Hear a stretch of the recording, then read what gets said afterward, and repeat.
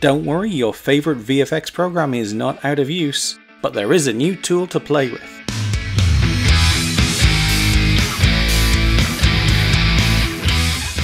Hey and welcome to Making Space. This video started out very differently. I was going to ask could y'all bribe Mrs. Cactus, who's a Photoshop whiz, to create me a space backdrop, so I could demonstrate how to create a far more complex image than you could ever possibly simulate and create a much better result. If you take a look at many major sci-fi productions like Star Trek Discovery or Doctor Who, they take advantage of the fact that space is big. So big that you never really need to see the other side of that nebula or black hole or whatever. So that allows filmmakers to get away with using one of the oldest effects techniques, matte paintings. Matte paintings fool the eye by being close to photographic reality, but not quite. If you've ever watched any behind the scenes of older movies, you'll notice that sometimes the matte paintings don't look all that real, but they can get away with it by adding subtle camera moves and of course by not making the background the focus. So that brings us to Mrs. Cactus and what changed. While doing my best to persuade her, we watched Last Week Tonight with John Oliver and he did a whole hilarious segment on AI. And you've probably seen a few postings on Reddit and the like of people showing off incredible AI. You may even have seen Film Riot's video on using AI to recreate the scene from Netflix Sandman, but they kinda light touch the process. So today, I thought I'd take you through the steps involved.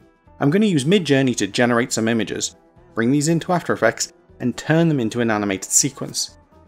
First thing you need to do is create an account with Discord and then Midjourney. When you have your Discord account set up, head over to midjourney.com and click the Join the Beta button. You'll be transferred to Discord and get an invite page. Following the invite link will open Discord with various servers down the left hand side. When you open Midjourney's Discord, you'll need to select one of the newbie channels. In the message box at the bottom, you can now start using the AI.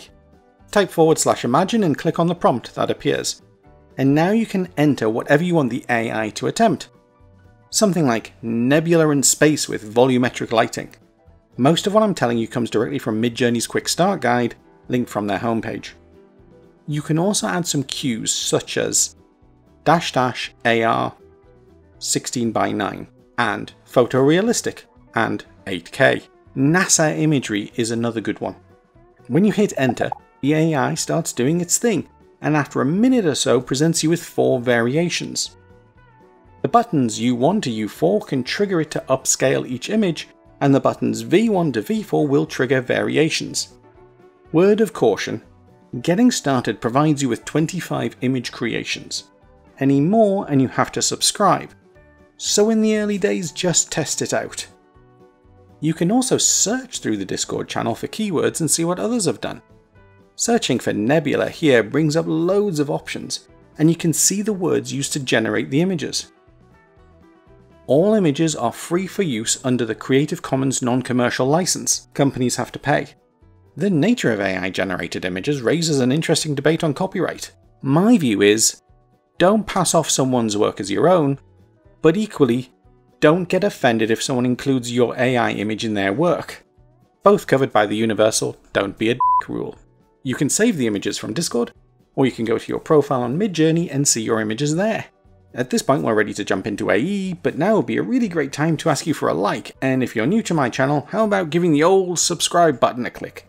And if you're not new to my channel, don't click the subscribe button. Once you have your images, bring them into After Effects. And now it's up to you. I found that images work almost best as a concept artist rather than a final render. In this sequence I'm using maths to cut out various rocks, so I can later position and animate them in 3D space.